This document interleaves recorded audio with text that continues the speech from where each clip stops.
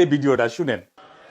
হিন্দুদের এইভাবে বাঁচানো যায় না দাদা ভাই, এইভাবে একদম টোটালি বাঁচা। শুভেন্দু অধিকারী মহাশয় ভুল করছেন। নির্দিষ্ট সালে যেরকম কুরবানির প্রথা চলছিল সেই প্রথা চালু করে আমার ঋণ আছে 9 লাখ টাকা, ঋণের বোঝা শুভেন্দু অধিকারীকে নিতে হবে। কুরবানির নিয়ম বন্ধ করেছে, মানছি না, মানব না। মানছি না। রাজ্য সরকার কুরবানির নিয়ম বন্ধ করেছে, মানছি না, মানব না। মানছি না, মানব না। নালে আমার স্বামী সুইসাইড করবে বলছে, সন্তান অনাথ হবে, কিভাবে চালাবো? আমি তো মেয়ে মানুষ, আমার কি বাইরে যাওয়ার ক্ষমতা আছে? আমি কি ইনকাম করব? রেখা পাত্র দিদি ভাই যে কথা বলছে যে গরু যে 14 বছর বয়সীকে কুরবানি দিতে হবে, কথা তো এতদিন ছিল না। মাত্র 15 দিন ক্ষমতায় এসে আজকে নতুন নতুন নিয়ম, নতুন নতুন কথা চালু করছে। এই নিয়ম তো নেই, মানুষের জীবনের গ্যারান্টি নেই। তাহলে গরুর 14 বছর জীবনের গ্যারান্টি আমরা কিভাবে নেব? কিভাবে নেব? শুধু তো গরুকে খাওয়ালে আর গরুকে দুধ বিক্রি করলে তো আমাদের সংসার চলবে না।